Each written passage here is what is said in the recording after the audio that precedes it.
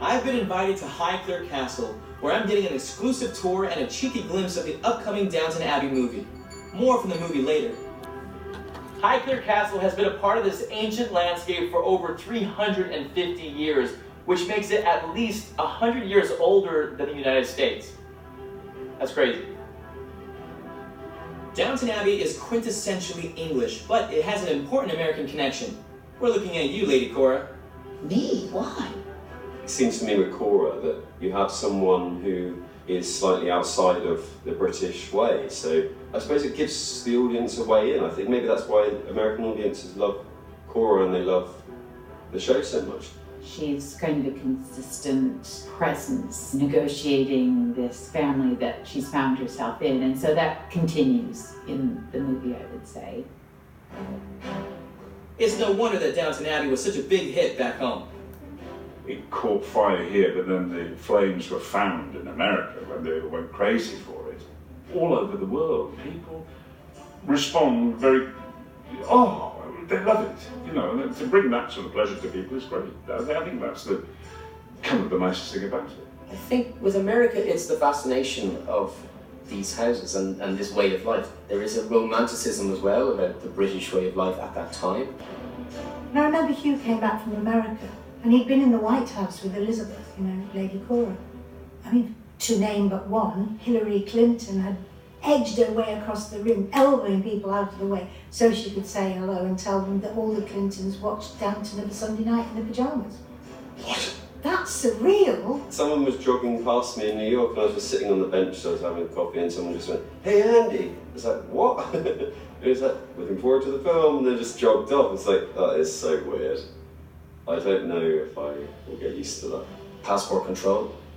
I got stopped and the guy was very disappointed in me. He looked at my passport, looked at me, and was like, he had just watched the episode with his wife where Branson had left Sybil back in Ireland even though she was pregnant. And he just went, "That was a crappy thing you did to your wife." So he was pretty upset. I love meeting fans who've watched the show with their family. It's something that I'm really proud of about the show, is that it is something that you'll sit down to watch with your mum, your grandma, or your kids. That sense of it actually being a cross-generational show became evident relatively quickly and was so satisfying, so gratifying, because, as I say, none of us could have anticipated that.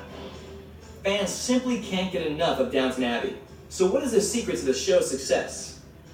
I think it's good stories that people got hooked into, and it was a warm and comforting way to spend a Sunday evening. And I think that worked all across the world.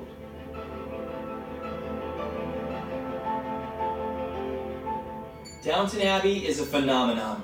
It came to life on our television screens, it touched our hearts, and now it's set to capture our imaginations once again on the big screen.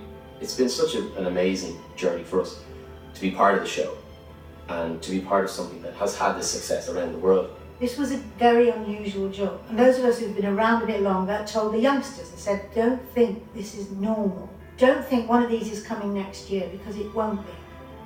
Whoever was in this, be it Maggie Smith, Jim Carter, or Michelle Dockery, Hugh Bonneville, this is the biggest thing we've done, because this is one of the biggest things there's been. The stories that the show evoked still touch people, audiences all over the world, and that's very heartening to know that the work we did is sort of touching the audiences all the time. After all these years, you still astonish me. Oh good, I'm glad I'm a revelation and not a disappointment. I feel really lucky to be able to come back and do it. And I feel really lucky with the film. I feel like it's just so exciting. Just coming back together again as this big family that we've become has been amazing, and it hasn't really felt like work for me. Kind of feels like we've been having a bit of a party maybe whilst also making this film, and returning to all these characters has been a joy to play and also a joy to watch. I'd love seeing them all again. It's been nearly 4 years since Downton Abbey last lit up our lives, and it's about to return in grand style. Be sure to check it out in theaters from tomorrow. This is a magical place, and I feel honored to have been a guest here. It's time to leave now, but I, for one, am already looking forward to the next time that I will return to Downton. Honesty.